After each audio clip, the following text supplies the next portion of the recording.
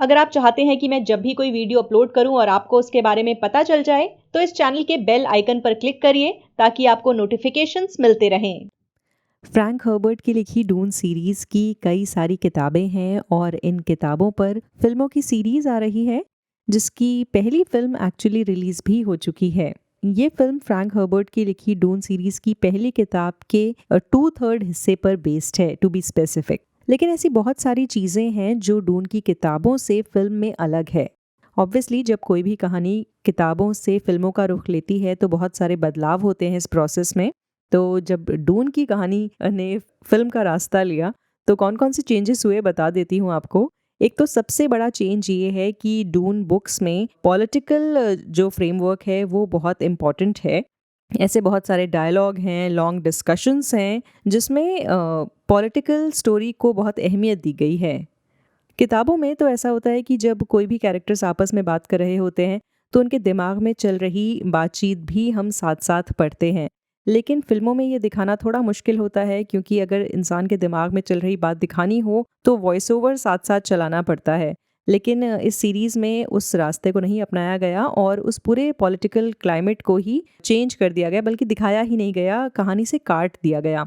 In fact books में एक scene है जो मेरा फेवरेट सीन है उस किताब का, जिसमें एक डिनर सेटिंग होती है और लेटो अराकिस पहुंचने के बाद वहाँ के बहुत सारे नामी गिरामी लोगों को इनवाइट करते हैं डिनर पर, और इस डिनर में जेसिका भी मौजूद होती है। तो जो अलग अलग लोग हैं वो एक दूसरे से किस तरह से बात करते हैं और उनके बीच की जो रसाकशी होती है या जो पॉलिटिकल एंगल है, उनकी बातों के पीछे छुपे मकसद को किस तरह से जेसिका पढ़ती है।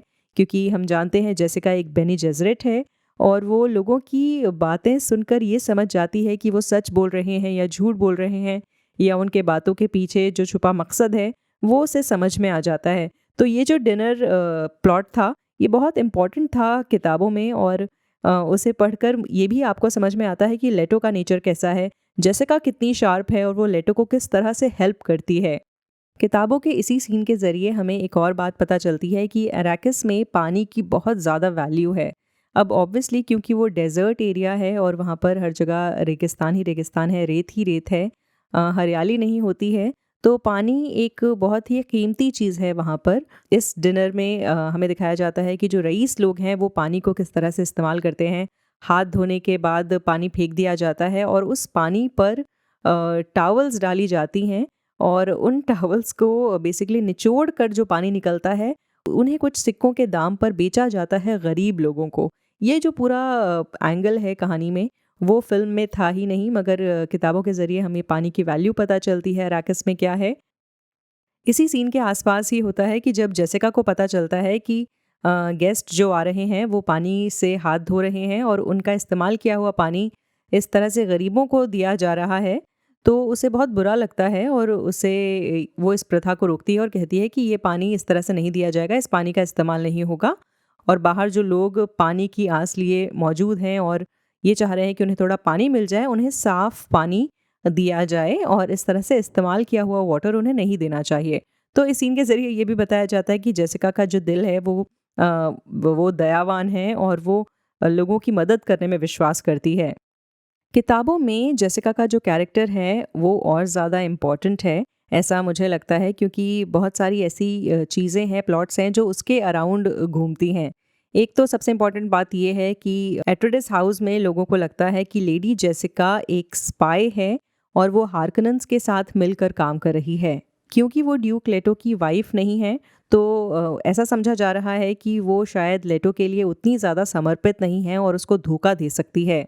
लोगों को लगता है कि हाउस एट्रोडिस के डाउनफॉल के लिए लेडी जेसिका जिम्मेदार हो सकती है या फिर वो इसकी कोशिश कर सकती है। आपको याद होगा कि फिल्म में एक सीन में दिखाया जाता है जब पॉल पर हमला होता है, उसी के कमरे में कहा जाता है कि इस हंटर सीकर को हार्कनेंस ने भेजा है। ये भी अंदाज़ा लगाया जाता है कि शायद इस इलाके में कोई गद्दार है जिसने इस हंटर सीकर को भेजने में हार्कनेंस की मदद की। किताबों में हार्कनेंस इस पूरे किस्से में लेडी जेसिका को फ्रेम करने की कोशिश करते हैं और कुछ इस तरह के सबूत छोड़े जाते हैं जिससे हाउस एट्रोडिस को लगे कि लेडी जेसिका हार्कनेंस के साथ मिली हुई है। किताबों में डूक लेटो को पता होता है कि जेसिका गद्दार नहीं है और वो कभी भी उसे तकलीफ नहीं दे सकती या उनके बेटे को नुकसान नहीं पहुंचा सकती। मगर फिर भी वो इस तरह से प्ले अलोंग करता है और अपने साथ मौजूद लोगों को दिखाता है कि उसे भी जेसिका पर शक है। वो ऐसा इसलिए करता है ताकि असली ट्रेटर सामने आ सके और वो उसे पकड़ सके। उसी तरह से किताबों में ये बात भी बहुत जल्दी ही रिवील हो जाती है कि असली ट्रेटर कौन है। वो डॉक्टर यूई है। फ्रैंक हर्बर्ट इस बात को ज़्यादा देर तक छुपाते नहीं हैं अपने रीडर्स से। तो फिर हवात को आप जानते होंगे, वो डून सीरीज़ में एक बहुत इम्पॉर्टेंट रोल प्ले करते हैं और किताबों में उनके और जेसिका के बीच एक बहुत इम्पॉर्टेंट सीन है जिसमें तो फिर हवात ये जताते हैं कि उन्हें लेडी जेसिका पर भरोसा नहीं है और वो ड्यूक लेटो की जान बचाना चाहते हैं। लेडी जेसिका भी बातों बातों में उन्हें समझाने की कोशिश करती है कि वो लेटो को कभी नुकसान नहीं पहुंचाएगी। और इन दोनों के बीच का जो कम्युनिकेशन होता है ना, किताबों में जब मैंने वो पढ़ा था तो मुझे बहुत मज़ा आया था। और वो कुछ इस तरह का सीन है जैसे गेम ऑफ थ्रोन्स में वारिस और लिटिल फिंगर के बीच सीन होता है ना, कि दोनों एक दूसरे से बात करते हैं और एक दूसरे को अपने प्लान्स बताते हैं, दोनों एक दूसरे पर शक भी करते हैं मगर दोनों एक दूसरे का इस्तेमाल भी करना चाहते हैं।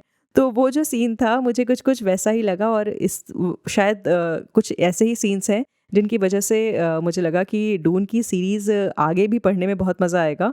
तो खैर, अगर आप भी ये सीरीज़ पढ़ना चाहते हैं तो डिस्क्रिप्शन में इसका लिंक मौजूद है और उस लिंक के थ्रू आप डून की किताबें अपने लिए ख़रीद सकते हैं या फिर किसी को गिफ्ट करना है तो वो भी कर सकते हैं। अगर आप इस लिंक के थ्रू उन किताबों को ख़रीदेंगे या फिर कोई और शॉपिंग करेंगे तो उससे वॉच रोज़ को हेल्प मिलेगी।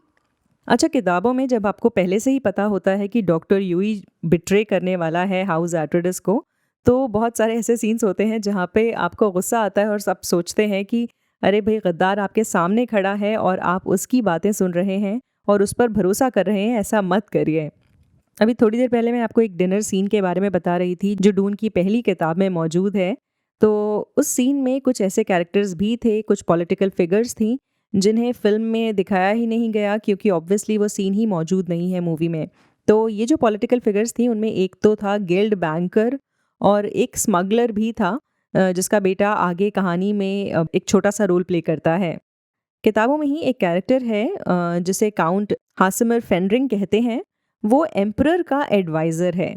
उसकी पत्नी का नाम है मार्गरेट और वो भी एक बेने जेसरेट है। वो जेसिका से मिलती भी है और एक कोड के जरिए उसे बताने की कोशिश करती है कि हार्कनन ने हाउस एट्रेडिस के लिए एक जाल बिछाया हुआ है।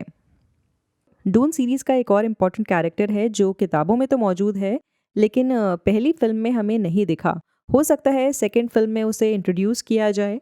वो है बैरन हार्कनन का सबसे छोटा नेफ्यू, उसका नाम है फायर ड्रॉथा। बैरन ने उसे अपने हाउस का एयर बनाया है। और भी कुछ कैरेक्टर्स हैं, इनमें से एक का नाम है प्रिंसेस एरोलान।